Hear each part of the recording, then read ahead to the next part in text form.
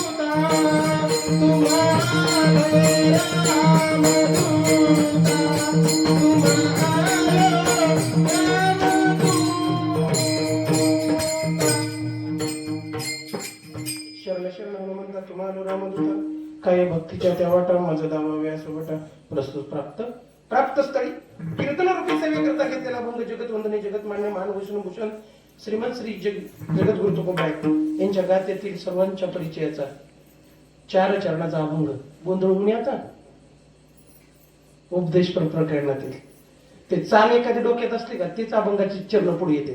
ते तुमची चूक नाही, माझं होतं तसं. मला तर काहीच कळत नाही काय करतो ते. असू दे. जगद्गुरु तुकोबाईचं म्हणणं आहे की आपण विचार करायला पाहिजे कशाचा, या जगामध्ये सार काय आहे आणि असार काय आहे. का बरं विचार करायचा, तर आपल्यावर संकट येणार आहे आणि संकटाच्या टायमिंगला नेमकं आपल्याकडे कुठलं शस्त्र असावं हेही आपल्याला कळलं पाहिजे. आपण ज्या कुळामध्ये जन्माला आलो त्या कुळामध्ये जन्माला आल्याच्या नंतर पहिलं आद्य कर्तव्य देवाचं चिंतन करणं. का करणं, तर त्याच्या चिंतनानं ते संकट जातं. आजपर्यंत सगळ्यांचा अनुभव तुकोबाई या अभंगातून सांगतात. आणि एवढंच नाही, जे कुटुंब अख्खच्या अख्ख देवाचं चिंतन करतं काय त्याची पुण्याची गणना कोटी कुळामध्ये होती, पुण्यवान कुळामध्ये होती, असं तुकोबाई या अभंगाद्वारे आपल्याला सांगतात. विठ्ठल अभंगात वळण्यापूर्वी अल्पसा पर्याय तो असा, सालाबाद प्रमाणे याही वर्षी स्वामी समर्थ महाराज प्रकट दिन या निमित्ताचा औचित्य साधून महाराज जगामध्ये सगळ्यात पावनभूमी असणारी साडगाव, त्या गावामध्ये ही राजपुरी वस्ती म्हणजे दत्तप्रभूच्या प्रांगणामध्ये स्वामी समर्थच आपण प्रकट दिन करत आहोत. उत्साहानं तुम्ही सामील झालेले सगळेच अन्नदाते असतील, कोण कशाची सेवा करत असेल, कोण कशाची सेवा करत असेल, तनाने मनाने धनाने सगळी सेवा करणारे तुम्ही भक्तगण मंडळी आणि हा नामयज्ञ ज्यांच्या मार्गदर्शनाखाली चालतो त्यांचे नाव श्री सद्गुरू नामदेव महाराज काकडे, तसेच आमचे नवनाथ महाराज लवटे, पाटील महाराज, नाना असतील, गावातले अजून असतील, उमरधन महाराज असतील, सगळ्यांच्या समवेत हा चाललेला अखंड हरिनाम सप्ताह आणि हे राजपुरी कुटुंब त्याच्यात सहभागी झालेलं. महाराज कोणीतरी निमित्त होत असतं आणि निमित्तापासून कारण बनत असतं. माहित नाही कोण कुठल्या पूर्णाला निमित्त बनेल, सांगता येत नाही. पुण्याला कारण माणूसच बनतो आणि पापाला सुद्धा कारण माणूस बनतो, ज्याच्या त्याच्या प्रारब्धाचा कर्म आहे. माणूस कुठं जाईल तिथं पाप करतोय का पुण्य करतोय हे त्याला कळत नाही, पण त्याच्या कर्मावरून मात्र त्याला त्याचं फळ भोगावं लागतं. मग त्यापेक्षा आपण पुण्यवान गोष्टीकडे चाललोय, आपल्याला या गोष्टीपासून या नामयज्ञातून आपल्याला काय भेटणार आहे, पुण्य भेटणार आहे. आणि त्याच एक माझ्यासारख्या पामराला तुम्ही एक हिस्सा मांडलं प्रेमानं. बघा नानाला कळलं मी माझ्यावरती प्रेम नाही, बरोबर आहे का, पण का म्हणलो, यांना जेवढं ज्ञानाचं भंडार जेवढं तेवढं गटुडं मला पण द्या असं माझी अपेक्षा आहे. कारण एकदा जर खायची सवय लागली तर पोट मोठं होतं भक्तीचं, बरोबर आहे का. किती जरी ज्ञान घेतलं तरी इथं कमी आहे. प्रत्येक माणसाचा अनुभव वेगळा आहे, प्रत्येक माणसाची साधना वेगळी आहे, पण जाण्याचा मार्ग मात्र ईश्वर भक्तीचा एक आहे. आणि त्या एक मार्गाने जात असताना अनेक या पृथ्वी तलावरती साधू संत अवतीर्ण झाले, त्यापैकी एक म्हणजे स्वामी समर्थ. काय म्हणणं आहे त्यांचं, संकट आलं ना, भिवू नकोस, मी तुझ्या पाठीशी आहे. बरोबर आहे का? मग पाठीशी कोण असतो?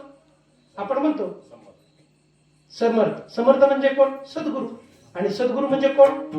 बलभीम बाबा असतील, सख्यानंद महाराज असतील, शांतामाई असतील. जे संतापाशी आहेत ना, त्याला भीतीची गरज नाही. देवापाशी असल्याच्या नंतर भीती आहे, पण संतांपाशी असल्याच्या नंतर माणसाला कधीच भीती नाही. ना त्याला काळ काय करील, ना संकट काय करील. म्हणून तर महाराज भक्तीमध्ये संतांच्या भेटीला अतिशय महत्व दिलं. आणि तसं या कार्यक्रमाचं निमित्त भेटून मला तुम्हा स्वरूपानं बलभीम महाराजांची भेट झाली, हे माझं परम भाग्य समजतो. विठाला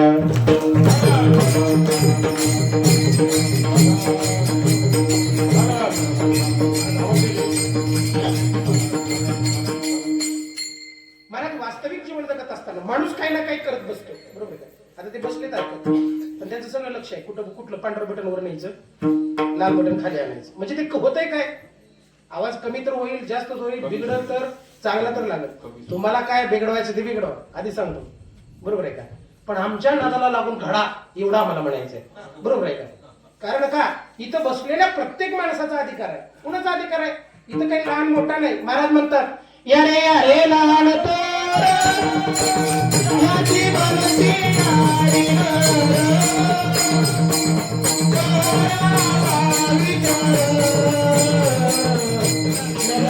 चिंता कोणाची.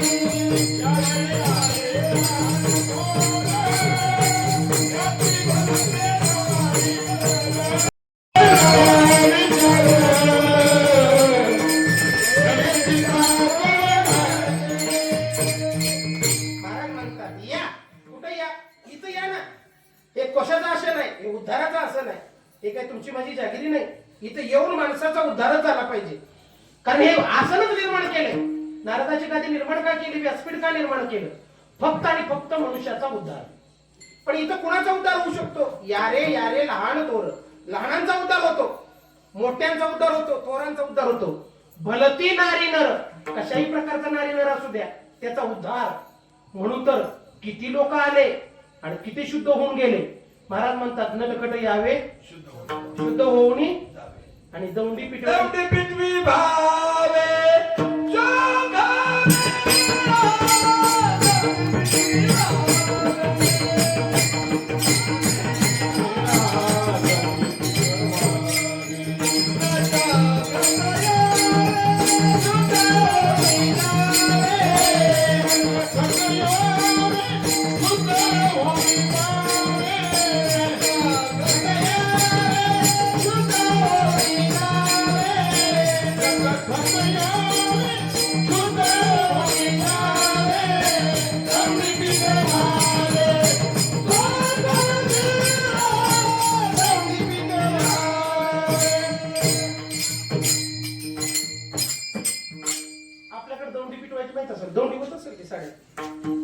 काळजी करू नका. उद्या आपल्या गावामध्ये पाडव्याच्या निमित्तानं सगळ्यांच्या खात्यावरचा बॅलन्स कमी होऊन जाईल, जर नाही नामचिंतन केलं तर. बरं का? कशी वाटली दौंडी? बरोबर आहे. दौंडी झाली एक नोटाबंदीची. काय गडबड झाली लोकांची, कधी कुठली कुणाची दौंडी होईल सांगता येत नाही. महाराज दौंडी कोण देतो आणि कसा देतो हे सांग, त्याच्याकडे लक्ष देत नाही. दौंडी काय आहे याच्याकडे माणसाचं लक्ष जातं. मग मला सांगा, चोखोबराने ती दौंडी पिटवली ना, शुद्ध व्हा. आणि माणूस शुद्ध व्हायचं म्हणजे काय? त्याला काय करायचं? उजनी धरणावर न्यायचं, भिजू घालायचं, 100 साबणाचा ही करायचा, फेस करायचा, पैसा संतोष महाराज, आणि असा घासायचा पाक साल निघतो आणि पुन्हा म्हणायचं शुद्ध झाला. शुद्ध कशाला होतं? माणसाला शुद्ध व्हायचं म्हणत, ज्या ती माणसाला शुद्ध व्हायचंय त्यावरती माणूस अशुद्ध झालाय. बघा, तुम्ही आम्ही अशुद्ध झालोय कशानं?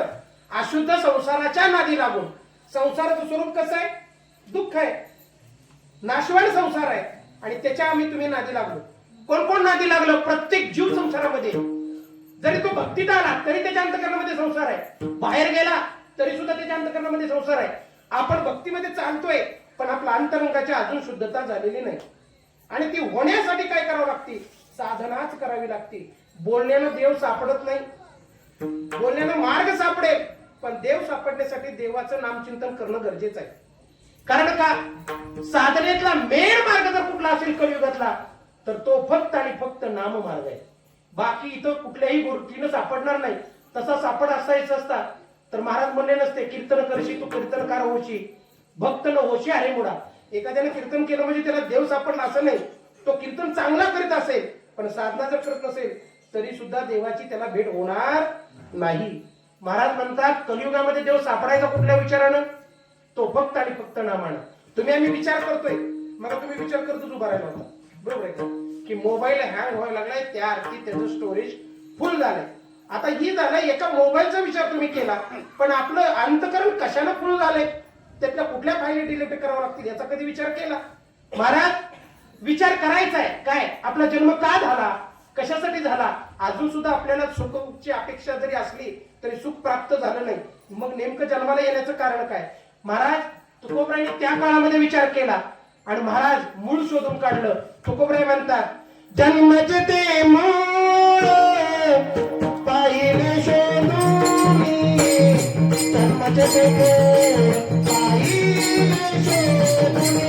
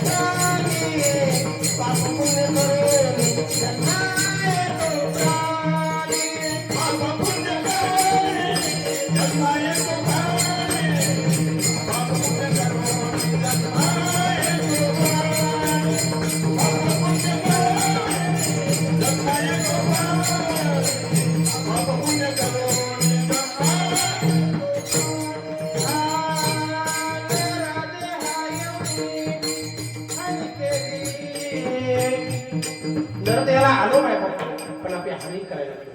कशाची हानी करायला लागलो? आयुष्य रूपी साधन जे भेटलं आता मी तो काढून टाकलं. आयुष्य रूपी जे साधन भेटले ते साधन गमावून बसायला लागलो. बघा तुम्ही माणसालाच विचार करतोय तुला बाळा, अरे बाप तिकडे विचार करत नव्हता होय. विचारला प्रश्न तरी सुद्धा तुम्ही विचार करायला लागला. न विचार करणारा माणूस या जगात नाही, आणि जो विचार करत नाही त्याला माणूस म्हणू नये. त्याला काय म्हणावं? हा जनावर. आता जनावर सुद्धा विचार करते काय खावं काय प्यावं, बरोबर आहे का? जे जनावर जिभीनं पाणी पित नाही ते कधीच मांसाहार खात नाही. बघा किती विचार भारी हो. आपण जनावराला सहजासहजी नाव ठेवतो. गाढव दारू पितं का? गाढवासारखा माणूस दारू पित असेल तो भाग वेगळा, बरोबर आहे. गाढव दारू पितं का? अजिबात पित नाही. किती पैसे दिले म्हणजे गाढव दारू पित अजिबात पिणार नाही महाराज. का बरं? त्याला त्याचा विचार आहे, त्याचं जीवन जसं दिलंय तशा मार्गाने तो चाललाय. पण मनुष्याला सगळा अधिकार देऊन सुद्धा मनुष्य चुकीच्या बाजूने चालला. आता या जगामध्ये फक्त तुमचा आमचा एकच विचार चाललाय, पैसा मिळला की सुख प्राप्त झालं. पण तो पैसा चांगल्या गुणाने येणार आहे का वाईट गुणाने येणार आहे, कसा येणार आहे याचा अर्थच नाही. तुकोबराला विचारला, आम्ही विचार योग्य करतोय. आमच्या संसारामध्ये आम्ही सगळी साधनं आणायला लागलोय. कशाची साधनं आणायला लागलोय? प्रगतीपथावर चालला म्हणतो माणूस आपण, पण नेमकं प्रगतीपथावर गेला का अधोगतीवर गेला? होय. आता जर समजा गॅसच नाही आला तर प्रगतीपथावरची बाई पुन्हा चुलीपाशी बसल, फुकून फुकून तिचे डोळे मोठे होते, बरोबर आहे का? आणि तेवढ्या जर जेव्हा कोण आलं तर त्याला दलपीचा मार खावा लागेल. कारण त्याची सिस्टीम बिघडून गेली ना. प्रगती पथावरचा माणूस एका झटक्यात खाली येतो. कधी? ज्या वेळेस एखादं संकट उभं राहतं त्यावेळेस. या संकटाचा कधी विचार केलाय? नाही महाराज. आपण जीवनामध्ये चाललोय ना ते फक्त सुख प्राप्त होईल या सुसाट वेगाने चाललो, पण आपल्याला तसा विचारच येत नाही की आपल्या सुद्धा जीवनाचा एक दिवस शेवट होईल, आपल्या सुद्धा जीवनात संकटाची माळ लागेल. आपण त्याचा विचार करत नाही. जे आजानं भोगलं ते आपल्या बापानं भोगलं नाही, जे बापानं भोगलं नाही ते आपण कधीच भोगणार नाही. का भोगणार नाही? आजानं विचार केला 1 एकराचं 2 एकर केलं तर माझा नातू व्यवस्थित खाईल. आता नातू व्यवस्थित खातोय, फक्त आजानं कमवून खाल्लं, नातू इकून खातोय. एवढा फरक आहे. विचार तेच, माणूस तोच, कुल तेच, पण विचारामध्ये फरक पडला. का बरं विचारामध्ये असं झाला? तर नको त्या गोष्टी अंतःकरणामध्ये आल्या, आणि आलेल्या गोष्टी चुकीच्या आहेत म्हणणारा कोणीतरी एक माणूस पाहिजे. कोणता माणूस पाहिजे? जो चुकत नाही, जो योग्य आहे, तोच दुसऱ्या मार्ग माणसाला बाहेर काढू शकतो. समजा एखाद्याला समोरच्याला सांगायचंय तू व्यसन करू नको, आणि ती रातचं धाब्यावर जाऊन पित असेल तर किती दिवसात गुण येईल? होय, येईल का? महाराज, माझ्या नाथ महाराजाकडे एक बाई गेली. त्या काळात गुळ बघायला मिळत नव्हता. आता गुळ बघितले की लेख राश करते. अजिबात नको. साखर चालते पण गुळ आवडत नाही. पण त्या काळात गुळाचा खडा सुद्धा दिसत नव्हता. त्या बाईला वाटलं आपल्या घरात गुळ मिळत नाही, ह्या पोराला सवय लागली हलकट. तवाची आई चांगली होती, कारण गुळ जरी जास्त खाल्ला तरी लेकराला त्रास होईल याचा विचार होता. आताच्या आई रातचा दरवाजा उघडते, ते ढकली ढकली जरी आला तरी, आणि मग ती गपचिप बस, कालवा करू नको, बापाला कळत. त्या आईला आधी ठोकलं पाहिजे. बरोबर आहे का? आपल्या मुलाचा नेमकं मार्ग कुठला चाललाय हे सुद्धा त्या आईला कळत नाही. का कळत नाही? कारण आज आपल्यालाच ते तिमीर सापडत नसेल तर मुलांना ते तिमीर सापडणार नाही. माय बापा हो, सगळ्यात जास्त बेकार अवस्था आता सध्या का झाली याचं कारण आहे, ज्यांच्यासाठी आपण करतो त्यांनाच आपल्या जाणीवीचा विचार नाही. ज्या मुलासाठी आपण अवरात्र कष्ट करतो त्या मुलाला प्रेम नाही, त्या मुलाला आपल्याविषयीची कल्पना नाही, आपल्या कुळात काय विचार आहेत याचं घेणं देणं नाही. तो फक्त आणि फक्त सध्या जे समाजात चाललेलं जी विकृती आहे त्या विकृतीला बळी पडायला लागले. का? तर त्यांचा अशुद्ध विचार त्यांच्या शरीराला अपवित्र बनवायला लागले, त्यांच्या जिंदगीला नाश पावायला लागले, आणि तुम्हा मला त्या गोष्टीकडे विचार करायची गरज आज भासली. बघा तुम्ही किती नैतिकता घसरली समाजाची. ना समाजामध्ये मर्यादा राहिल्या, ना समाजामध्ये बंधन राहिलं. हे का झालं? तर चुकीच्या माणसाचं मार्गदर्शन माणसाला भेटायला लागलं. महाराज म्हणतात, ऐका कलीचे मैमान, असत्या रजले जन, पापा देती अनुमोदन, करीती हेळन संतांची. पाप करायला लागले की 2-4 जण म्हणतात कर, काय होते त्याला? तुम्हाला सांगितलेला अनुभव. बरोबर आहे का? पाप करण्यापासून परवर्त करत नाही, तर पाप करण्याला प्रोत्साहन देते, आणि जे म्हणते का नाही हे चुकीचं आहे त्याच्याकडे जात नाही. पण त्या काळात सुद्धा माझे कोबरे गप्प बसले नाही. लोकांना सांगितलं, अरे वेड्यानो, तुम्ही जो विचार करता ना प्रपंचाचा, ते प्रपंच असार आहे, आणि सार माझा फक्त एक भगवंत आहे, आणि त्याचाच विचार करा. आणि त्या साररूपी भगवंताचं नाम कंठात धरा. अभंगाचं पहिलं चरण.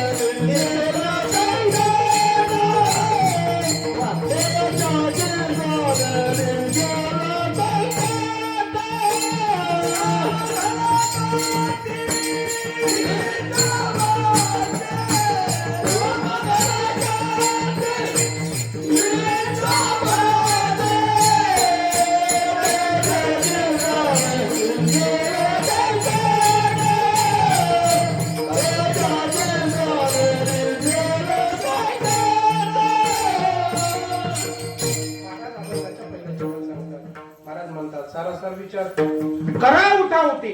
उठाउठी म्हणजे कसं आपण म्हणतो उठाउठी गेलं माणूस. उठाउठी म्हणजे काय? चालत बोलत. म्हणजे विचार करायला थांबायची गरज नाही. ज्या अवस्थेत माणूस आहे त्या अवस्थेमध्ये विचार करायचा आहे. कशाचा?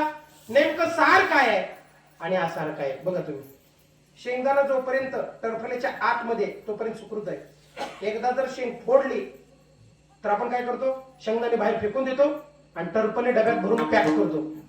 कसं करतो? मग आता कसं चालेल? शेंगदाणा तिला सोडून पंढरपुरात आणि असा टरफल्याला धरून बसलो आपण. शेंगदाणा कुठे आहे? सार कुठे आहे? सार सार सार विठोबा नाम तुझे सार. देव सार आहे, पण महाराज त्या साराकडे आपलं लक्ष नाही.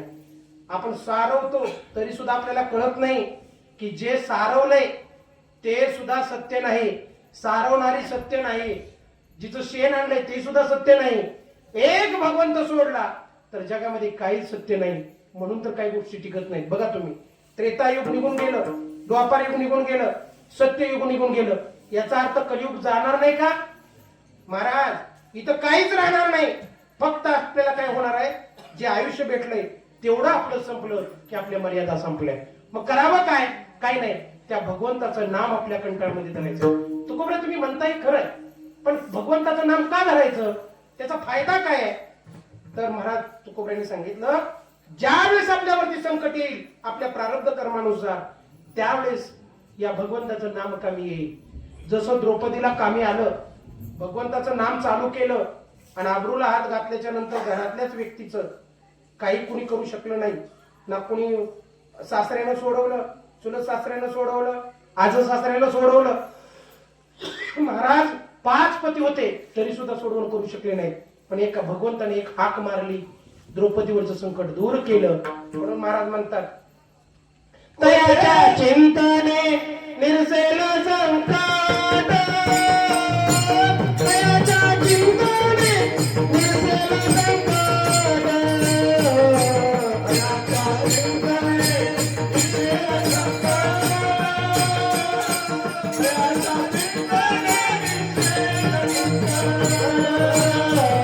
तयाच्या चिंतने निरसेल संकट,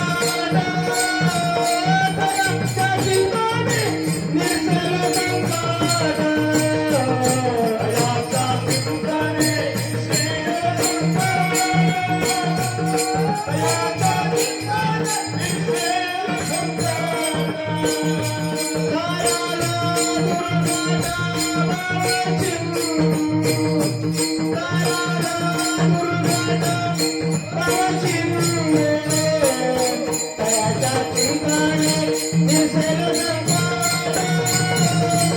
तयाच्या चिंतने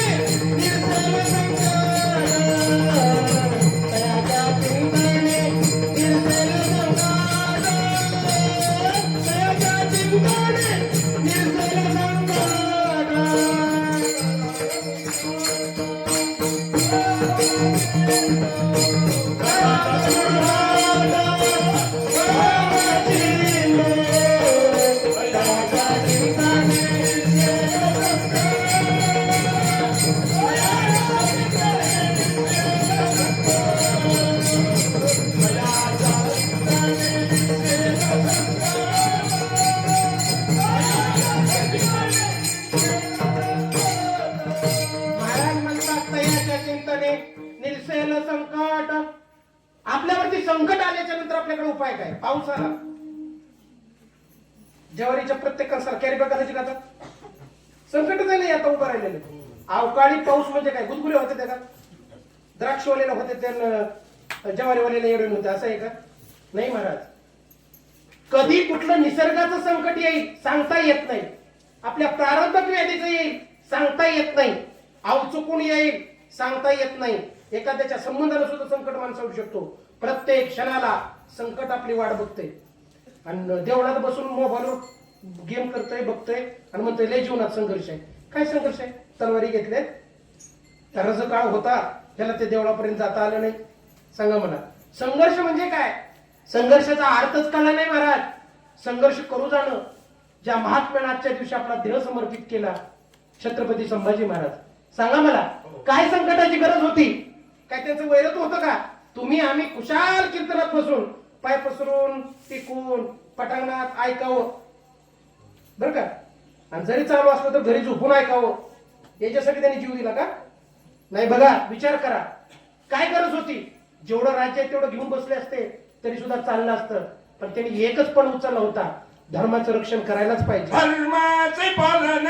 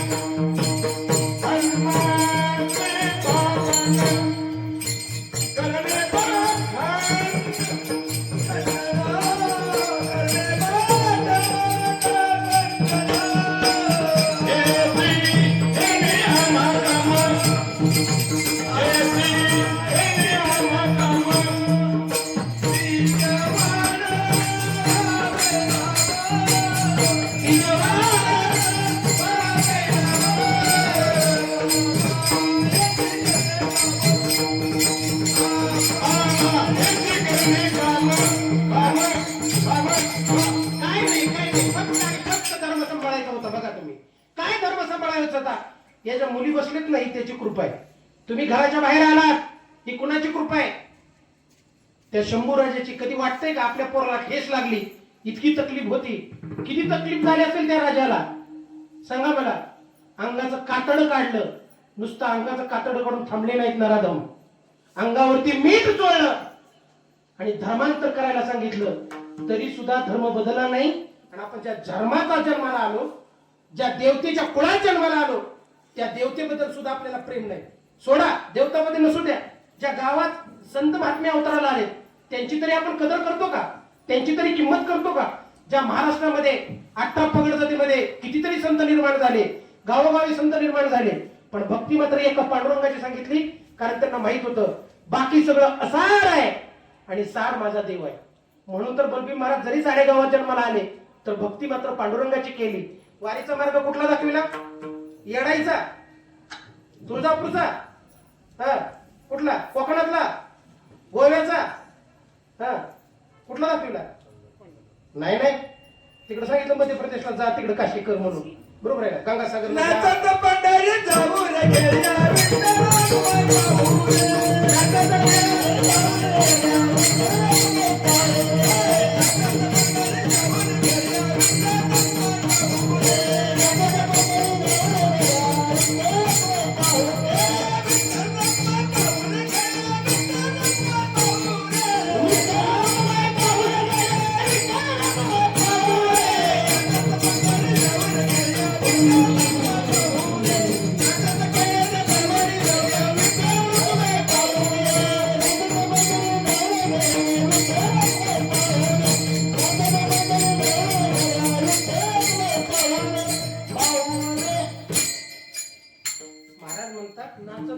पंढरीशी जाऊया आणि विठ्ठल रुक्माई पाहूया. कोण आहे विठ्ठल. विठ्ठल बाप आहे, रुक्माई आपली आई आहे. किती काळजी करावी त्यांनी सांगता येत नाही. बघा प्रत्येक साधू संतांवरती संकट आलं. अट्टापगड जातीमध्ये बघा तुम्ही कुणाकुणावर संकट आलं नाही. प्रत्येक संतांवरती संकट आलं आणि त्यावेळेस टाहो फोडला तो फक्त एकच विटेवरचा खाली उतरून आला. सोयराबाईचं बाळातपण करायला दुसरा देव आला नाही. स्वतः पितांबर टाकलं, रुक्मिणीची साडी धारण केली आणि बाळातपणासारखं नीच काम कोणी केलं असेल तर माझ्या भगवान परमात्म्यानं हा शास्त्राचा पुरावा आहे. महाराज बघा तुम्ही वारकरी संप्रदाय काय सांगताय, त्यागाचा संप्रदाय, हा धरायचा संप्रदाय नाही. याचा राग धरला, त्याचा राग धरला, तो काय म्हणला, हा काय म्हणला, हे सगळं सोडून द्यायचं. हे आसार आहे. सार फक्त भगवंत आहे. कारण एक दिवस या धर्मावरती जर ग्लानी यायला लागली तर तुम्हा आम्हाला उभा राहावं लागणार आहे. कारण ते आता वाटचाल सगळ्यांच्या कडून दिसायला लागले, वातावरण ढवळलंय. हे तुमच्या आमच्या लक्षात यायला पाहिजे. आता तरी आपण जाग व्हायला पाहिजे. महाराज म्हणतात जाग जाग जाग जाग जाग तरुणा, भारतीय संस्कृतीची लाज राखणा. नुसता शौर्य दिन पाळून उपयोग नाही. शौर्याचं काम केलं म्हणजे राजांना श्रद्धांजली अर्पण केल्यासारखं आहे. बघा तुम्ही आज आपण उद्याच्या पाडव्याच्या मस्तीत आहे, पण यावेळेस धर्मावर आलेलं संकट स्वतःवरती घेतलं आणि शेवटच्या प्राणापर्यंत धर्म नाही बदलला. किती संकट आलं तर मोठं राजावर, पण कशाच्या ताकदीने सहन केलं तर संप्रदायाची भक्ती तुकोबाईची सेवा या घराण्यात होती. तुम्हाला जरी इतिहास सांगितला जात नसला तर तो इतिहास चुकीचा सांगितला जातो माय बापो. कारण संतांच्या आशीर्वादाशिवाय क्रांती जीवनात होऊ शकत नाही. माझ्या तुकोबाईची आणि शिवाजी महाराजांची किती वेळा तरी भेट झाली, कितीतरी अभंगाचं वर्णन आहे, तरी पण ते आपल्यापर्यंत येत नाही कारण ते आपल्यालाच मान्य नाही. लक्षात राहू द्या, ज्यावेळेस देवताचं आणि राक्षसांचं युद्ध लागलं त्यावेळेस कुठंतरी समानियोजन करावं आणि दोघांना समजावून सांगावं म्हणून सभा भरली गेली आणि त्यात ठरलं आता भांडण करायचं नाही. भांडण कशासाठी लागले? पाताळ लोक कुणाला देऊन टाकलं राक्षसांना, स्वर्ग लोक कुणाला इंद्राला, ब्रह्मांड कुणाला भगवान विष्णूला. मग ती म्हणे आम्हाला राहिलं काय? ती म्हणे मृत्यू तळावरती कुणाचंच राज्य टिकत नाही, पण ती म्हणे मृत्यू तळावरती समुद्र आहे, त्या समुद्रामध्ये काय काय सापडेल सांगता येत नाही. मग आपण काय करू? मंथन करू म्हणले. आता मंथनाला दोरी कुठून आणायची, रवी कुठून आणायची? तेव्हा काय मिक्सर एवढा मोठा नव्हता, समुद्र त्यात घातला असता, बटन फिरविला असतं आणि रत्न बाहेर काढले असते. मिक्सरचा शोध कुठून लागला? मेरू पर्वत उचलला. आता मेरू पर्वत टेकायचा कशावरती? म्हणून माझ्या भगवान विष्णूने पहिल्यांदा रूप घेतलं कासवाचं, खाली तळाला जाऊन बसले, अंगावरती मेरू पर्वत धारण केला आणि महाराज आता दोरी लावायची तर या मेरू पर्वताला लावायची कुणाची? म्हणून महाराज वासुकी सापाची दोरी केली. आता वासुकीचं तोंड धरायचं कोणी? हा पुन्हा भांडण लागलं. वासुकीच्या तोंडाकडे घातले राक्षस. देव पण चॅप्टर होते ना, हुशार होते महाराज बुद्धीनं देव, आणि राक्षस आरमट होते. पहिल्यापासून राक्षसावर अन्याय झाला बरं का. तुम्ही म्हणसाल मी पार्टीत इलेक्शनला त्यांच्याकडे होतो का? नाही, जे दिसतंय ते बोलतोय. ते कुणकडे गेले? तोंडाकडे गेले. आता वासुकीच्या तोंडातून एवढा अग्नी बाहेर येत होता, त्याचा दाह कोणाला लागत होता? राक्षसांना. तरी सुद्धा त्यांना काय होत नव्हतं, इतके राक्षस बलवान होते महाराज. आणि देवता कोणकडे झाले? शेपटीकडे. आता रत्न लागले घोळायला, मेरू पर्वत हालायला लागला आणि ज्यावेळेस घुसळण व्हायला लागलं 14 रत्न बाहेर आले. 14 रत्न बघितलं की देवता बोलायचे, राक्षस बोलायचे. पण एक अशी गोष्ट आली त्यातून बाहेर, रत्नाबरोबर विष आलं. विष कुठलं आलं? हलहल नावाचं विष आलं. आता विष बघितलं, देवतांनी तोंड वाकडं केलं. विष कोण पिल हो?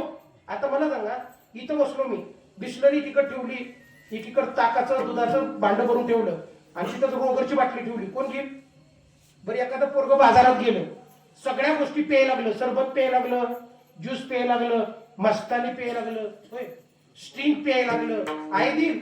पण तीच पोरग जर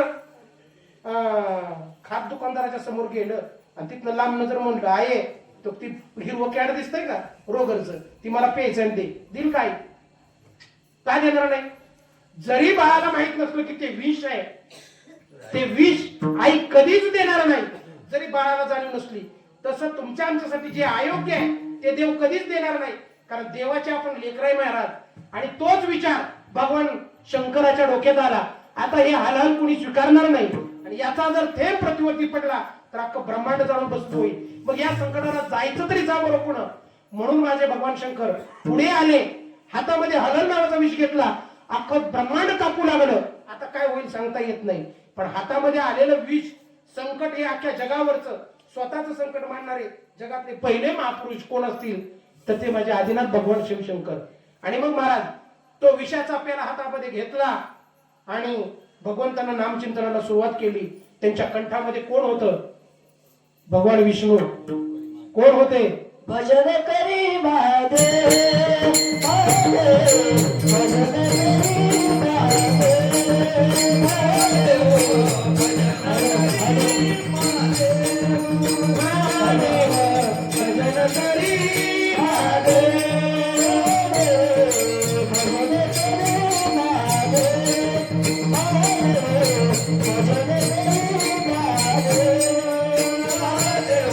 भजन करी महादेव महादेव, भजन करी महादेव महादेव, भजन करी महादेव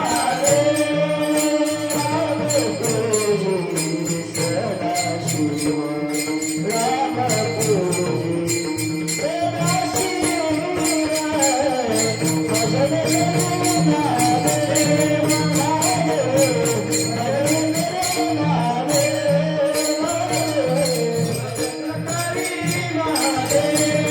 राम भजन करी महादेव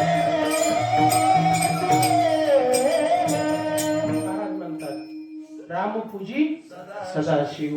राम त्यांना पुजतो, विष्णू शंकराला पुजतो. हरिहरा नाही भेद, नका करू वाद. आपण वाद मांडला, हे हरीच आहे आणि हे हराच आहे. आपल्याला हरी एकच आहे आणि हरही एकच आहे. भगवान परमात्म्याने नाम चिंतन चालू केलं आणि हलहल विष प्यायला चालू केलं. एवढा 10 वाढला. हाक मारल्याबरोबर भगवान विष्णू कंठामध्ये आले आणि अख्खं विष कुणी पेलं? त्याच देवानं, जो समोर आला नव्हता पण कंठात बसून मात्र विष पेत होता. भगवान शंकराचा फक्त कंठ निळा झाला आणि अख्खा विष्णू निळा झाला. बघा तुम्ही, म्हणजे किती. मग कुणाचं नाम धरलं पाहिजे आपण? आपल्यावरती संकट येणार आहे, कुठलं? काळ्या नावाचा. महाराज म्हणतात, काळाची एवढी पडेल बा जेव्हा, सोडवील तेव्हा माय बाप, सोडवील बायको, मिवणी मेवणा, मामाची पोरं, होय, कुंभार महाराज, नामदेव महाराज, सोडवणारी माणसं, होय ना ना. कोण सोडवील? तुका म्हणे तुझे सोडून नको रे. तुका म्हणे तुझे सोडून नको रे. तुका म्हणे तुझं सोडवी नको रे. तुका म्हणे तुझं सोडवी नको रे.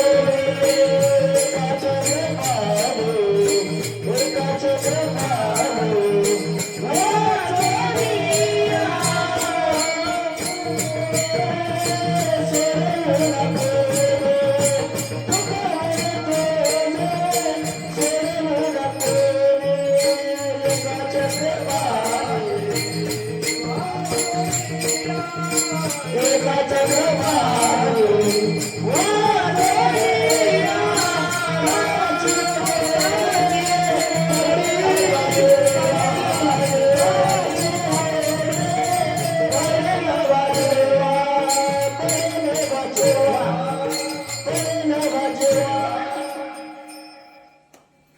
काय तर वाजवा कुंभार महाराजांसाठी. पकड गहू ना गहू इष्टीला रमकळ पळून आपण साड्यापासून कुर्डवाडीला पंढरपूरला गेलं पाहिजे. नाही तुला रमकळल्यावर या इष्टीत गर्दी, जाऊ दे इष्टी. दुसरी इष्टी आली भरून पुणावी, जाऊ दे इष्टी. काय बघता माझ्याकडं? 12च घरी सुटली तरी पंढरपूरला पोहोचला नाही. बरोबर आहे तुमचं, धरायला पाहिजे. माणसानं बरोबर असो चुकीचं असो पण प्रयत्न सोडता कामा नाही. महाराज, जगावरचं आलेलं संकट कुणी सोडवलं? माझ्या भगवान विष्णूनं सोडवलं. म्हणून महाराज, तुमच्या वरती कधी संकट येईल सांगता येत नाही. आणि या संकटातून का सोडायचं? तर आपला जन्मच देवानं भजनासाठी केलेला आहे. मनुष्य जन्माची पाळी कशासाठी आलेली आपल्याला? फक्त आणि फक्त देवे दिला देव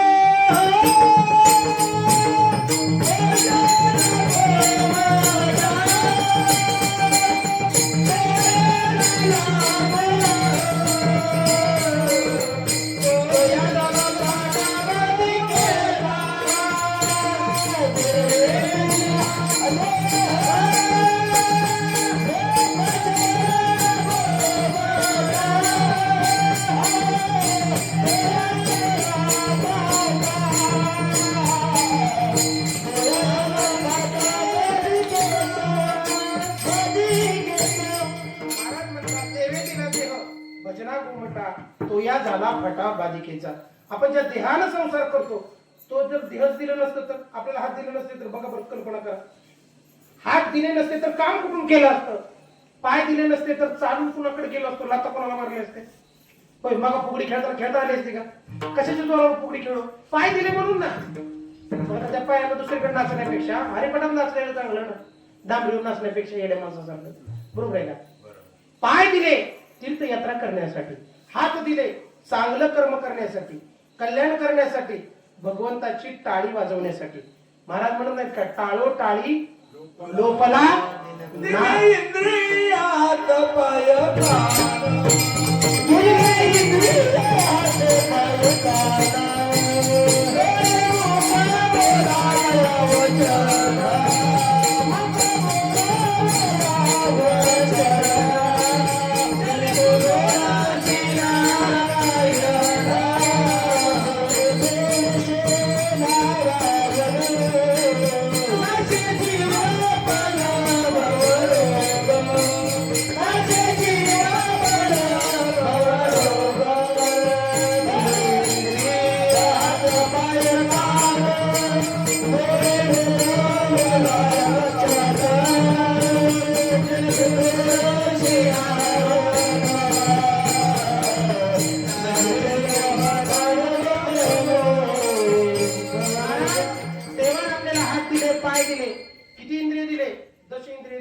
11वं मन दिलं आणि या मनानंच आपला घात केला. म्हणून तर महाराज म्हणतात नको नको मना नको नको मना गुंते मला जाळे नको नको मना गुंते मला जाळे नको नको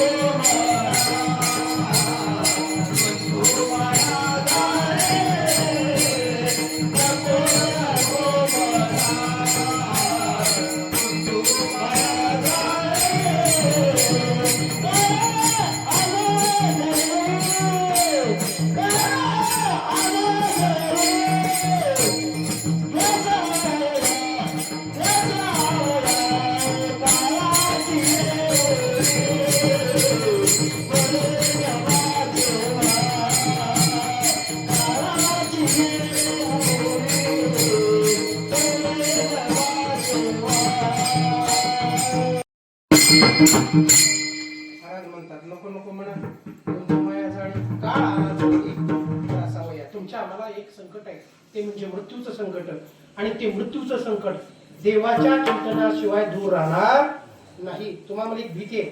आपल्याला वाटतं मी एकटाच आलो. एकटा नाही आला.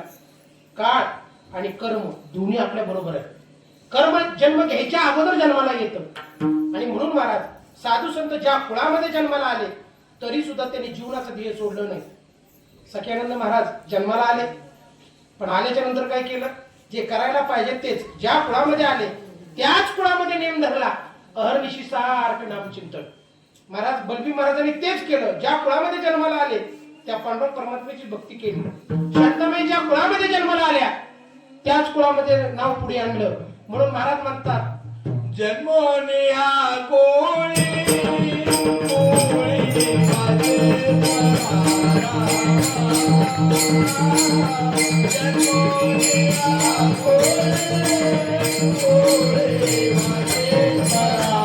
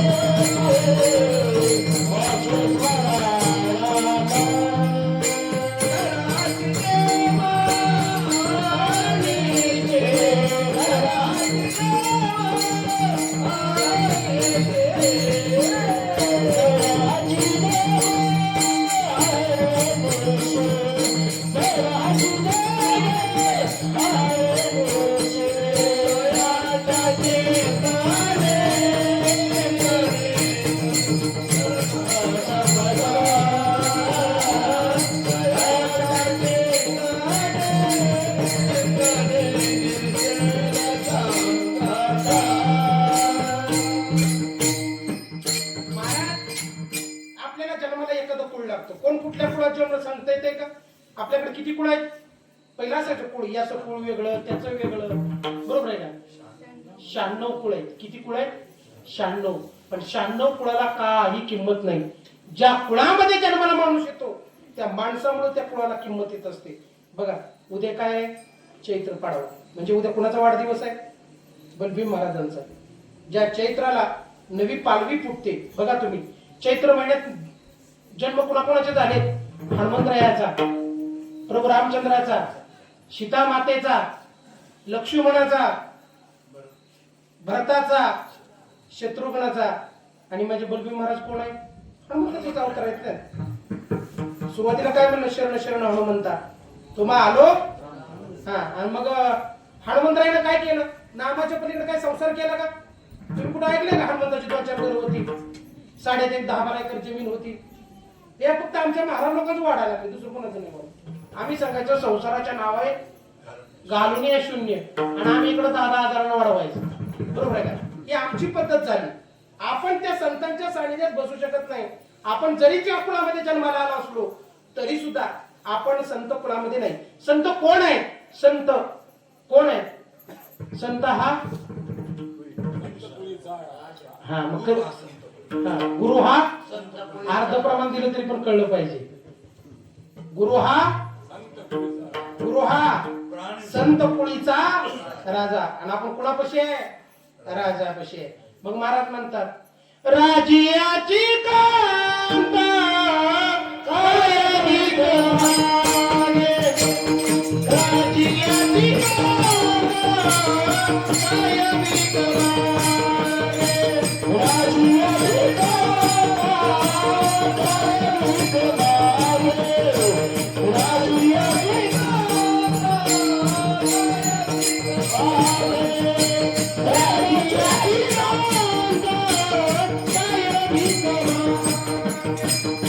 राजियाची कांता काय भिकमागे, राजियाची कांता राजियाची कांता काय भिकमागे, राजियाची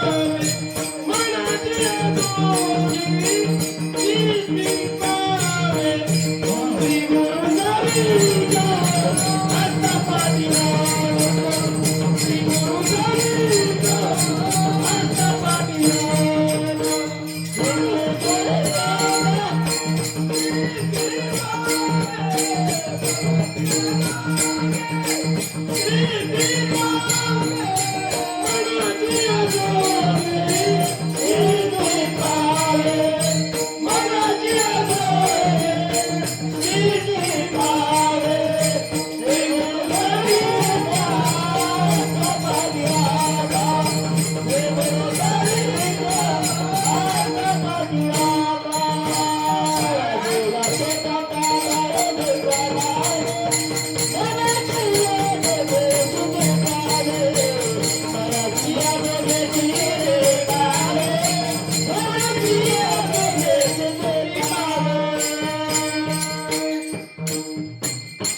मला ज्यांनी श्रीगुरुकुल केलं त्याला भीक मागायची गरज नाही.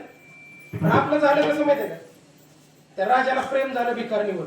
सगळा रडत आलती, सुया घे, बिब घे, केचवा घे, खेकडा घे, टिकडी घे. राजानं वर्ण बघितला आणि जेव्हा काय त्यानं बघितलं, अरे बाबा बाबा बाबा, त्याचा जीवाचं पाखरू तिच्या जवळ जीवावर बसलं. आता सध्याच्या परिस्थितीप्रमाणे आम्हाला सुद्धा बोलायची पाळी यायला लागली. बरोबर आहे का? लोकांना त्यांच्या भाषेत समजायल्याशिवाय समजत नाही. प्रधानानं बघितलं ही कुठं बघायला लागलाय राजा. मला एवढा मोठा राजा आणि खाली भिकारणीकडे बघते. मग राजेसाहेबाला सांगितलं प्रधानानं, राजेसाहेब दिस इज रॉंग नंबर. ते म्हणे दिस इज नाही रॉंग नंबर, ही योग्य आहे. म्हणजे एकदा एक माणूस आवडलं की पुन्हा ते दुसरं माणूस आवडायला नको. म्हणले पण खानदान तरी आता तसंच चाललंय ना, कोणाचा कोणाला मेळ नाही. बरोबर आहे ना? ब्याची बी निवड नाही, शेताची बी निवड नाही, सगळा धिंगाणा उठवून टाकला. बरोबर, सगळ्यांनीच सगळं सोडून दिलं. असं झालं. सध्या फक्त व्हायला पाहिजे एवढंच डोक्यात लोकांची पीठ झाली. पण महाराज ही अनियती आहे. हा सरळ सरळ व्याभिचार आहे आणि व्याभिचार जर निवडला ना त्याचा नाश झाल्याशिवाय राहत नाही. लक्षात राहू द्या. कारण आपण पवित्र मातीमध्ये जन्माला आलोय, पवित्र कुळामध्ये जन्माला आलोय. या कुळाची मर्यादा, मान, या सगळ्या गोष्टी आपल्याशी कनेक्ट आहेत. मग राजाने सांगितलं नाही केली तर हीच, नाहीतर असाच राहील. आता प्रधानाला भीती वाटली, गेलं ते सगळं घेऊन. आता पहिल्यांदा पावलं होऊन जायचं तर आपण इतका आरी पडतो. चपात्याच काय, शेंगदाण्याच्या पोळ्याच काय पहिल्यांदा. बरोबर आहे का? पेड्याचा बॉक्सच काय. आणि नाही जर दिला तर लगेच लोक नाव ठेवते ती. बरोबर आहे का? काय आलत, 2 पांढरी चपात्या तेवढा दिली त्याला तेल सुद्धा नीट नव्हतं. बाया काय गपची बसत नाही ते पुन्हा. आता भिकारणीच्या घरी जायचं म्हणजे एक ताटाच्या ताटण, डालच्या डालून आका वैदवाडाच हातरला. म्हणजे कुठं आला लावा जमा. आणि की त्या पुरीच्या घरापाशी टेकलं आणि ती पुरीचा बाप बाहेर आला. ती लागला घाबरायला. म्हणला राजाच्या घरचं काहीतरी आले, त्यात काहीतरी बिघडले. त्याने सांगितलं ही आमकी आमकी पोरगी कोणाची? ती म्हणा माझीच. काय अपराध झाला असला त्याच्यामुळे? अपराध नाही मला येड्या, लय मोडणं शिकवण झाला. राजा तुझा जावाई झाला. आता सगळ्या आईला तसंच वाटतंय माझ्या पोरीला राजाच भेटावा. बरोबर आहे का? असा राजा निघतो पुन्हा खांब्याच्या खांब्या उडवतो आणि अशी बदलतो राणीला. बरोबर आहे का? पुन्हा वाटतं दिली असती बादशाला तर बरं झालं असतं, करून खायला पण गुणानं खात होता. काय नाही महाराज, आपण जी सोय पाहायला लागलो ना ते गुण बघून नाही, आपण लग्न लावायला लागलो मुलींचं फक्त आणि फक्त त्याच्या परिस्थितीची, आणि ह्याची जाणीवच कोणाला नाही. त्या घराची मर्यादा, त्या घराण्यात भक्ती आहे का, नामचिंतन करतय का, याचा विषय सुद्धा त्या कुळातल्या सुद्धा लोकांना राहिला नाही. मला असं सरळ सरळ संदेश द्यायचा नाही की तो तुमचा वैयक्तिक प्रश्न आहे, नाही तर तुम्ही म्हणता महाराजांनी कारण नसताना विषय मांडला. आला ओघाला म्हणून सांगायला लागलो, कारण पुढचं मुलीवर संकट येणार हे सुद्धा आपल्याला ओळखू आला पाहिजे. कारण जर तिच्यावरचं संकट जर दूर झालं असतं तर हगवण्यासाठी प्रकरण घडलीच नसती. बघा तुम्ही, श्रीमंत घरी दिलेल्या मुलीला खायची चोरी आहे, सोन्याकडे बघायचं गप बसायचं, हातातल्या पाटल्या बघायच्या गप बसायच्या, पण हाताने उचलून तिला भाकर खाता येत नाही, काय जाळायचं का त्या संपत्तीला. पण गरीबाच्याच घरी द्या, पोट भरून खाईल. आपल्या मुलीला असं संस्कार द्या की जेणेकरून तिनं इकडचं नाव तिकडं रोशन केलं पाहिजे. महाराज सांगितलं कोणाची मुलगी आहे, म्हणलं माझीच.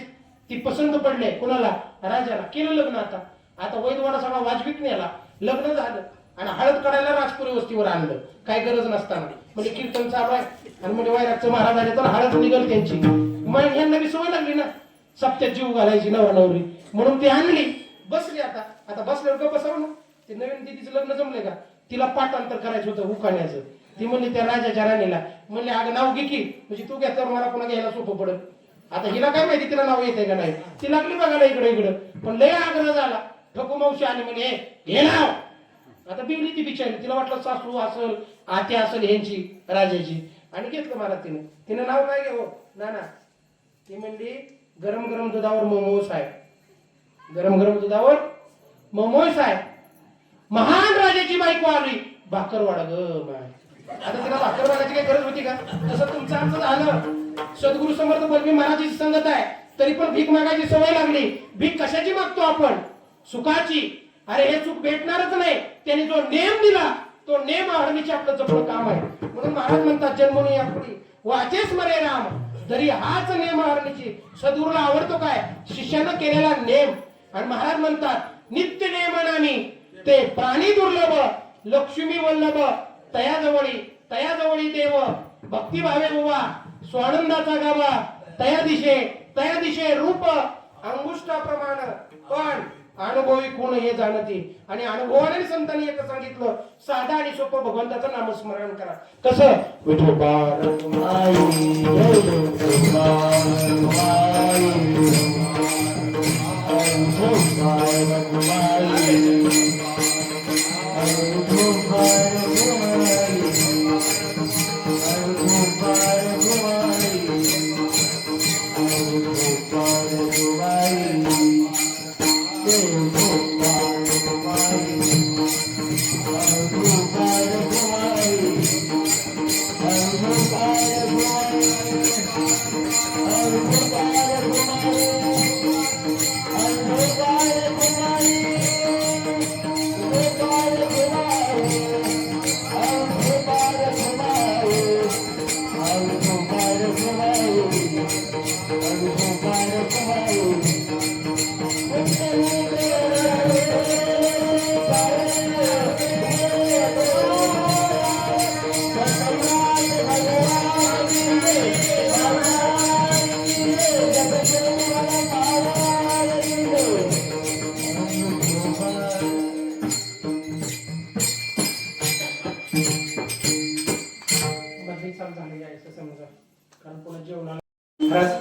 सार आणि असर आपल्याला कळतं. आता कडबा काढायला चालू आहे सगळ्याकडे. सुगी तुमच्याकडे काय कडबाच म्हणतात ना, ज्वार अजून मोडायचं आहे, मिशनीत टाकायचं आहे. त्याच्या आधी ज्वारी कशी झाली, माणसं काय बोलतील काय सांगते. कडबा आल्याशिवाय ज्वारी काढायला येत नाही, त्याला कडबा म्हणतो ना आपण, बरोबर आहे. गंज कशाची लावतो, ज्वारीची का काढायची. आता मला सांगा, एक शहाणी बाई होती, शिकलेली, इंजिनिअरिंग कॉलेजची पोरगी. तिला नेलं कडबा मोडायला. ती काय म्हणली माहिती का, मी कडबा कापला म्हणली. मी एवढी किती पेंड्या कापल्या, 25 पेंड्या कापल्या म्हणली, सकाळ झालं संध्याकाळ. लाल पडत झाली ती पोरगी, तिला कळत होतं. मी म्हणलं मोडलेली कणसं कुठे आहे, म्हणजे कणसं पिकून दिली आणि कडबा घेऊन घालला आली. आता कडबा दळून खाऊ का, तिला कळलं का की कणीस घ्यावं लागतं, बरोबर आहे का नाही. महाराज कधी कधी सार आणि असार याच्यात आपल्याला निवड चुकली जाते. बघा, कोणीच कडबा दळून खात नाही, कारण कडबा असारा हे आपल्याला कळतं कधी, पण कणीस मोडल्याच्या नंतर. त्याच्या आधी कुणी कडबा टाकून देत नाही. जोपर्यंत कणीस भरायला येत नाही तोपर्यंत त्याचा वापर कुणी करत नाही. कणीस एकदा मोडून काढलं, कडब्याच्या पेंड्या पुन्हा आपल्याला कुठं ताटीवर झोपवायलाच आसार बनवतो. बरोबर आहे का? मला त्याचा पुन्हा आपल्या जिंदगीशी काही संबंध नाही. जी भाकर खाऊन खाऊन आपण मोठं झालो, तीच भाकर खाऊन शरीर झालेलं तयार त्या कडब्यावरती पुन्हा झोपावं लागतं. म्हणजे कडबा सुद्धा आपल्या फायद्याचाच आहे. तसं महाराज 3.5 हाताचा जो कडबा आहे ना, त्याच्यावरची जे कणीस आहे काय कणीस, हे विचाररूपी ज्वारीनं भरलं पाहिजे. त्याला दाणे आले पाहिजे आणि त्या ज्वारीची भाकरी भगवंताच्या समोर गेली पाहिजे. आणि महाराज तुम्ही आम्ही ज्या कुळामध्ये जन्मलोय ना, त्या कुळामध्ये जर भक्ती असेल तर त्या कुळाला सुद्धा पुण्यरूप प्राप्त होतं. बघा तुम्ही ज्ञानोबाईचे आई वडील किती महान असतील हो. ज्या कुळामध्ये ज्ञानोबाई जन्मले अख्ख्या आळंदीला स्वरूप आणून दिलं. बघा तुम्ही तुकोबाई ज्या कुळामध्ये जन्मलं त्याच कुळाच्या रूपानं अख्ख्या देऊला किंमत आली. बलभीम महाराज सख्यानंद महाराज ज्या कुळामध्ये जन्माला त्याच साड्याचं सोनं झालं. त्यांच्या नादानं तुमचं आमचं सोनं झालं. पण महाराज हे सोनं मात्र योग्य बाजारात गेलं पाहिजे. त्याला बाजारपेठ योग्य मिळली पाहिजे. नाहीतर सोनं घेऊन गेला कुठं भांगाराच्या दुकानात आणि त्याला म्हणलं घे किलोनं, ती म्हणते दी असं छटाकानं. बरोबर आहे का? ती किंमत करू शकणार नाही. तसं तुमचं आमचं अंतकरण सोनं आहे. पण या संसारामध्ये अडकल्यामुळं षडविकार आपल्या अंतकरणामध्ये गेलं आणि त्या षडविकाराचं जर मात करायची असेल तर आपल्याला सद्गुरु रूपी सोनाराकडे जावं लागेल. आणि मग आपल्यावरती ती घडणावळ होईल. आणि ती घडणावळ म्हणजे काय? नामाचा शिक्का मारला की सोनं पक्क झालं. बघा तुम्ही प्रत्येक सोन्याच्या दागिन्यावरती ज्यानं सोनं तयार केलं ना, त्या सोन्याच्या दुकानाचा शिक्का असतो. त्या सोन्याला किंमत नसते पण त्या शिक्क्याला किंमत आहे. तसं तुमच्या आमच्यावरती वामन महाराजांनी शिक्का मारलं, जे बलभीम महाराजांनी शिक्का मारलं ना, त्याच्यामुळे किंमत आहे. आपण नटायचं नाही आपल्याला किंमत आली म्हणून आम्हाला. बरोबर आहे का? आपण कोण कुठून आलेलो आपल्यालाच माहित नाही आपल्याला काही येते का नाही ते.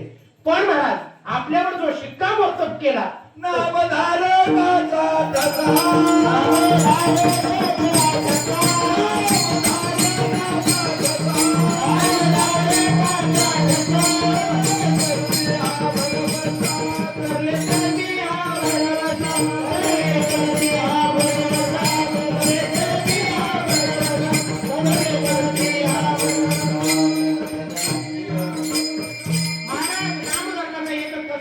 ज्याच्यावरती नाम पडलं, जशी दगडत तरली तसं तुम्ही आम्ही दगडलं तरल्याशिवाय राहणार नाही. कारण महाराज म्हणतात नाम चांगले चांगले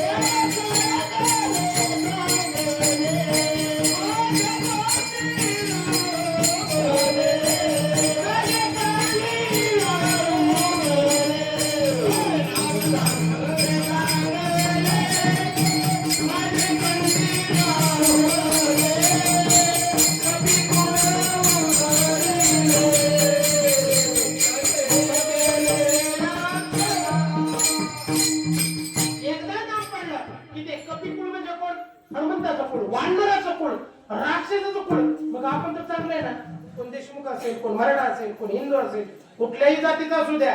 इथं जातीपातीचा धर्म नाही. जातीपातीचा जर धर्म असता तर देवानादी लेबल लावावं लागलं असतं, प्रमाणपत्र द्यावं लागलं असतं आणि मग मंदिरात प्रवेश करावा लागला असता. नाही महाराज. महाराज म्हणतात ब्राह्मण महार धर्म कोणतं याते नाही भगवंती भेदाभेद. अजिबात भगवंताला भेदाभेद नाही.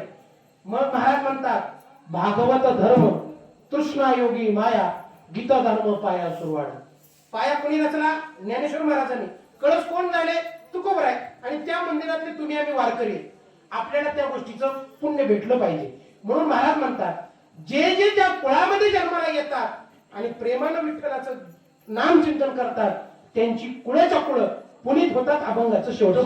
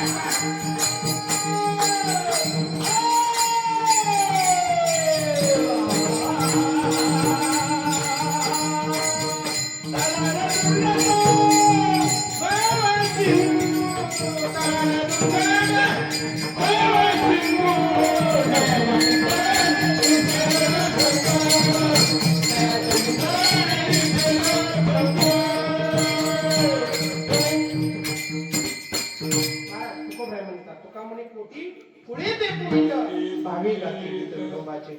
आणि म्हणून महाराज आपल्यावरती येणारं जर संकट टाळायचं असेल तर देवाच्या नामाशिवाय पर्याय नाही महाराज. म्हणून कधी असं असा आलं ते करा नामाचे चिंतन. आणि ते नामाचा मार्ग दाखवणारे आपले कोण आहे? सद्गुरू महात्मे महाराज. ज्यांच्या आहेत त्यांनी तरी सेवा करा. भाग्यवान माणसाला जिवंत असताना सद्गुरूचा सहवास भेटतो बरं का, लक्षात राहू द्या. जसा परिसाला लोखंडाला परिस भेटावा, त्याचा स्पर्श व्हावा आणि सोन्यात रूपांतर व्हावं. स्पर्श झाला नसता तर भेटला असता का? अजिबात नाही. म्हणून महाराज सद्गुरूची भेट किरकोळ समजू नये माणसानं. सद्गुरूला मनुष्य रूपाने कधीच पाहू नये. कारण ते कोण आहे? तेच देव आहेत, तेच ब्रह्मा आहेत, तेच विष्णू आहेत. त्यांचं स्वरूपच परब्रह्म आहे.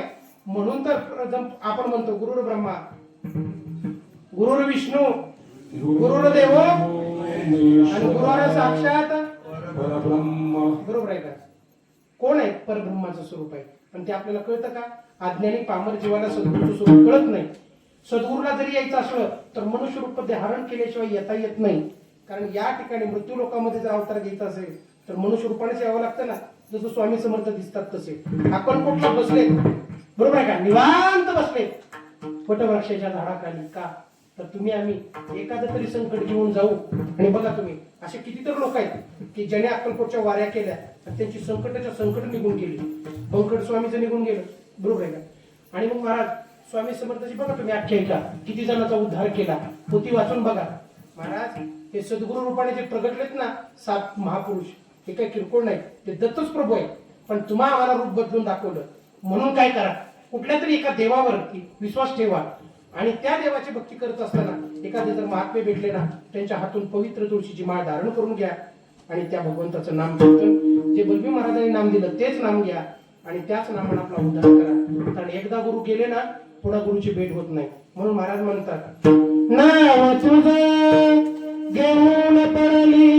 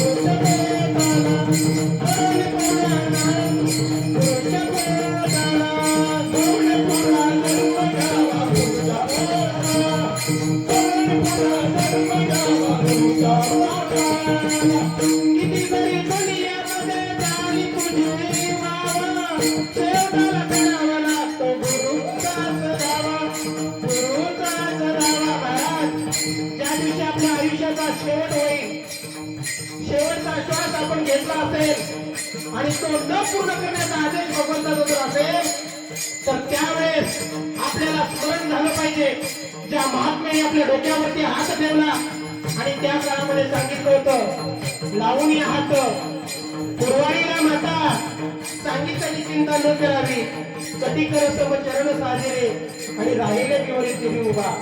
म्हणून महाराज किती जरी माणूस मोठा झाला तर त्याला अंत समयाला सद्गुरूचं स्मरण करावंच लागतं. कारण सद्गुरूचं स्मरण झाल्याशिवाय अंतकरणात त्या नामाची आठवण येत नाही. म्हणून महाराज म्हणतात किती जरी दुनियामध्ये गाडी तुझी वावरा शेवटाला करावा लागतो गुरुचा सरावा नाही रे किंमत तुझ्या साठा नाही रे किंमत तुझ्या साठा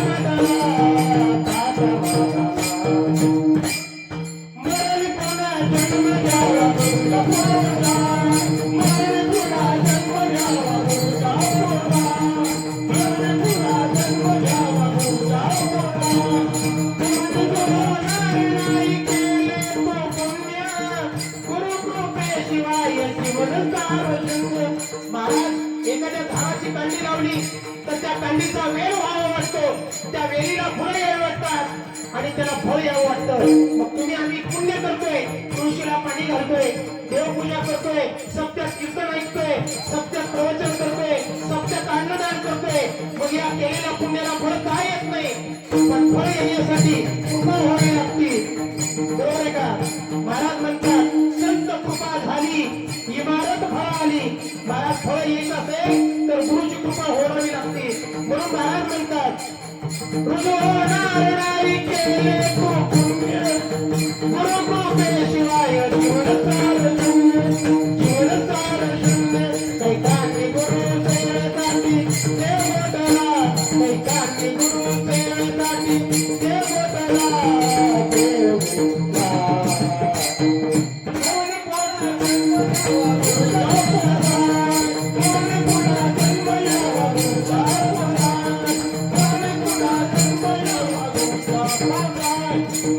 दुनियामध्ये भाग्यवंत मी बना, गुरुवंदनंद रूपी देव भेटला.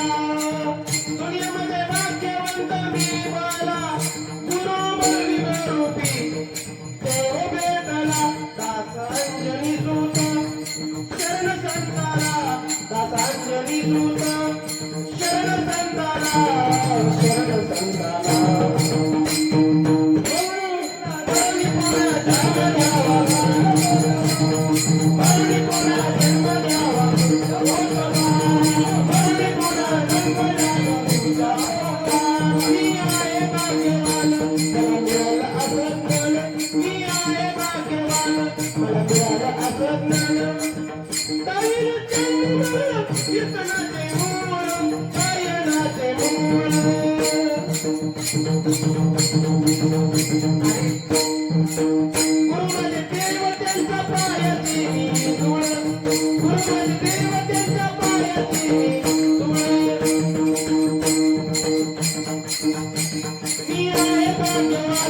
मला मिळालं असं ज्ञान, मी आहे भाग्यवान, मला मिळालं असं नाम. गायले त्यांनी मला कीर्तनाचे मूळ, गायनाचे मूळ. गुरु म्हणजे देव त्यांच्या पायाची मी धूळ, गुरु म्हणजे देव त्यांच्या पायाची मी धूळ.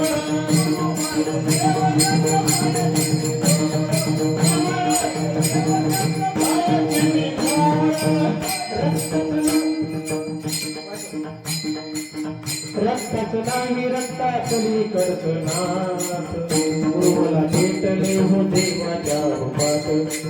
रक्ताच नाही रक्तातली करतनाथ, गुरु मला भेटले हो देवाच्या रूपात. सरमानी होती कंत त्यांनी केले भाग्यवंत, सरमानी होती कंत त्यांनी केले भाग्यवंत. गायले त्यांनी मला कीर्तनाचे मूळ, गायनाचे मूळ. गुरु माझे देव त्यांच्या पायाची मी धूळ, गुरु माझे देव त्यांच्या पायाची मी धूळ, गुरु माझे देव त्यांच्या पायाची मी धूळ. आपण कोण आहे? आपण या महाराजांच्या पायाची धूळ आहे. म्हणून महाराज जीवन जगत असताना 3 व्यक्तीची काळजी करा. एक आई, दुसरा बाप. जगात प्रेम करणारी ही 2च व्यक्ती आणि तिसरा सर्व स्वरूपाने प्रेम करणारी सद्गुरु. या तिघाशिवाय आपलं आत्मकल्याण कोणीच करू शकत नाही. म्हणून लक्षात ठेवा, एकदा तरी ज्ञानेश्वरीचं वाचन झालं पाहिजे. ते कसं पारायणासारखं नाही, नाश्ता आला कांच्या आला काना गडबड झालं माझं पारायण, तसं नाही. एका एका ओवीचा अर्थ आपल्याला थोडा तरी समजला पाहिजे. कधीतरी गात्याला स्पर्श करा, एका तरी अभंगावर तुकोबरायच्या थोडासा विचार करा माय भाऊ. आणि एक दिवस आपल्याला या जगाचा निरोप घेऊन जायचा आहे आणि निरोप दिल्याच्या नंतर आपली उत्तम प्रकारे कीर्ती मागे राहिली पाहिजे. कारण आपणच गुण उधळलेले असते आणि आपलेच गुण पुन्हा लोक उचलून उधळते, त्यात त्यांची काय चूक आहे? आपण जसं वागतो तसंच लोक बोलणार ना.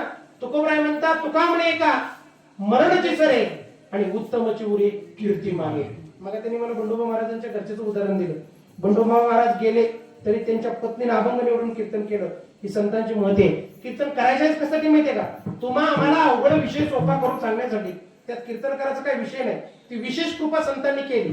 कारण का एकच संत सगळ्याकडे पोहोचू शकत नाही, पण अनेक संतांचे सेवक मात्र सगळीकडे पोहोचू शकतात. म्हणून निळवरावरती कृपा, म्हणून भागीरथीवरती कृपा, म्हणून 14 तळातळ्यावरती कृपा, म्हणून तुमच्या आमच्यावरती कृपा. आणि ही जर कृपा जर साबूत ठेवायची असेल तर त्याचा तुमचा आमचा ध्यास मात्र एक पाहिजे. एका तरी कीर्तनातून एका तरी माणसाचा उद्धार झाला पाहिजे, नाहीतर कमीत कमी एका तरी माणसाचा किस्सा कापला पाहिजे. कशाचा? तंबाखूचा म्हणतोय मी, ऐकून घ्या ना. त्याच्या खिशात पुढे असं बिडे असं त्याचा किस्सा कापा, त्याला निर्व्यसनी बना, तरी सुद्धा आपलं जीवन परिपूर्ण झाल्याशिवाय राहणार नाही. जाताना कीर्तनातून फक्त 2-3 गोष्टीची सूचना देतो. विचार करून राहा, आपल्याला पुढे धोका आहे. कारण हे कलियुगाचं 5 वर्ष पूर्ण झाले. कली कधी गाला घालेल सांगता येत नाही. कली फक्त त्याच माणसाला त्रास देणार नाही ज्याचं चिंतन चालू आहे. समाधानी राहायला शिका. आहे ते परिस्थिती खूप ईश्वर कृपेनं चांगला आहे. कारण 2 घास अजून सुद्धा आपल्या मुखामध्ये चांगले जातात. हे त्याची कृपा आहे. त्याची कृपा विसरू नका. कमीत कमी अंग धरणीवर टाकताना तरी त्या भगवंताचं स्मरण करा आणि उठल्या उठल्या त्या भगवंताची कृपा माना. का तर तू रात्र चांगली जाऊ दिली, कुठल्याच पाहुण्याला माझा निरोप जाऊ दिला नाही. मला उठून झाडू द्यायला लागला, झाडता झाडता मी तुझं स्मरण करते. झाडता झाडता सगळ्या घराची रंडकी करू नका शिव्या देताना. बरोबर आहे का? सकाळी असं डोकं आलं होतं माझं, पंढरपुरात असून ती असली शिव्या देत होती. असं वाटायचं काकड्याच्या हिला मारावं आणि पुन्हा काकड्याला बसावं. काय लोक बोलतात काय कळत नाही. ते डोक्यात विषय माझा सकाळपासून होता. बाई दिसली मला ती दिसायला लागली. बरोबर आहे? इतकी तिची कृपा झाली माझ्यावरती. नको ती गोष्ट आठवली. कारण सकाळची अमृत दृष्टी असते, अंतःकरण पवित्र असतं. त्यात जे काय आतमध्ये घुसल ते दिवसभर राहतं. लक्षात राहू द्या. म्हणून उठल्याच्या नंतर बघा तुम्ही, पहिल्या बायाला दळायला होतं. का दळायला होतं माहितीये का? ते दळत असताना त्या पांडुरंगाचं स्मरण करत होत्या. ते स्मरणात उतरत होतं. त्या पिठात तेच नाद भरत होता आणि तोच नाद स्वयंपाक करताना होता. आता तुमचं आमचं लक्ष स्वयंपाकाकडे लागत नाही. कर्तव्य म्हणून आपण करायला लागलो. धर्म म्हणून कुणी वागणा. म्हणून धर्माची आठवण ठेवा, मर्यादा ठेवा. आधी नाती सांभाळा आणि कुटुंबातच आनंद निर्माण करा. कुटुंबातला आनंद गल्लीत आनंद निर्माण करेल, गल्लीतला आनंद गावात निर्माण करेल, गावातला आनंद तालुक्यात निर्माण करेल, तालुक्यातला आनंद जिल्ह्यात निर्माण करेल, जिल्ह्यातला आनंद राष्ट्रात करेल आणि राष्ट्रात निर्माण झालेला आनंद आता विश्वात्मके देवई येणे वरे दिव्या तोषावे आणि तोषोने जन्म द्यावे कसाय दाणे. महाराज अख्ख्या जगाला सुखाचं कसायदान मागणारे माझे ज्ञानोबा आहेत. म्हणून तुम्ही आम्ही कमीत कमी जिथं आहे तिथं तरी कमीत कमी कीर्तनावर बसलो तर हाणू नका. कोपरकडे ऐकून मी केला तिकडे सर तिकडे सर काय कुठं तरी बसली तर ये बस बाई करायचं. बरोबर आहे का? महाराज प्रेम केल्यानं प्रेम मिळतं आणि वैरत्व केल्यानंतर वैरत्व मिळतं. हा सेवेचा धर्म पुन्हा भेटणार नाही. बरं का? तुम्ही भाग्यवान आहेत राजकोळी वस्तीची माणसं. कारण का साधू संत ज्याच्या अंगणात येतात ते अंगण भाग्यवान आहे. साधू संत ज्याच्या जीवनात येतात त्यांचं जीवन भाग्य आहे महाराज. कारण महाराज म्हणतात उजळले भाग्य आता अवघी चिंता वारली संत दर्शनी हा लाभ. चिंता तिथं नाहीच, क्लेश तिथं नाही. वारली वारली म्हणजे तिथं 10वं झालं 11वं झालं सराला आपलंच कीर्तन झालं. कोणाच्या? चिंता नावाच्या वस्तूच्या. बघा तुम्ही. आणि महाराज आपण भाग्य कशाला म्हणतो? चांगली बायको भेटली भाग्य, चांगला पोरगा जन्माला आला, आपलं 4 चौघात नाव काढून आपली घालवायला लागला भाग्यवान. बरोबर आहे का? पैसा मिळाला भाग्यवान. अजिबात नाही. महाराज म्हणतात भाग्य तरी नोहे धनपुत्र दारा निकट वास बारा संतापाई. 365 दिवसातले दत्त जयंतीचे 7 दिवस 8 दिवस 8 दिवस आणि हे स्वामी समर्थाचे प्रगट दिनाचे 8 दिवस. 8 आणि 8 किती? 16. फक्त 16 दिवसामुळं 365 दिवसातल्या उरलेल्या जीवनाला 16 प्राप्त होतो. म्हणून हे 16 दिवस कधीच गालबोट लागणार नाही अशा माध्यमातून जपायचा प्रयत्न करा. ते काय त्यांचे एकटेच नाही. कारण महाराज फुल जरी उमललं तर त्याचा सुगंध ते झाकून ठेवत नाही, तिथल्या परिसराला स्वच्छ करतो, सुगंधी करतो. तसं महाराज या सप्तेच्या रूपानं तुमच्याची जी सेवा होती ना ती सेवा भगवंतापर्यंत पोहोचण्याचं काम करते. म्हणून जात एकदा ना परत जर कुणाचं अंतःकरण दुखावलं असेल तर मी क्षमा मागतो. कारण मी काही कीर्तनकार नाही, मी गायनाकाचार्य नाही, मी विद्यावाचस्पती नाही, मी कोणी नाही. फक्त मी आणि फक्त तुमचा संतांचा सेवक आहे. महाराज म्हणतात मज पामर आहे काय थोरपण पायाची वाहन पायी बरी. या न्यायानं जे काही उपदेशपर वाक्य आले ते माझे सद्गुरू ब्रह्ममूर्ती महाराज ब्रह्मानंद महाराज शिरसट यांच्या कृपेनं तुमच्या उंजळी टाकण्याचा प्रयत्न केला. जे काही दुर्गुण होते, जे अर्वाच्य भाषा होती, जे नको ते वाक्य होते ते माझ्या बुद्धीचा दोष समजा. पण माझ्यावरती कृपा अशीच राहू द्या की जेणेकरून तुमच्या सेवेचा पाईक मला बनवायची. फक्त आणि फक्त तेवढाच आशीर्वाद द्या. एवढंच मागणं मागतो. माझ्या वाणीला पूर्णविराम देतो. ज्ञानेश्वर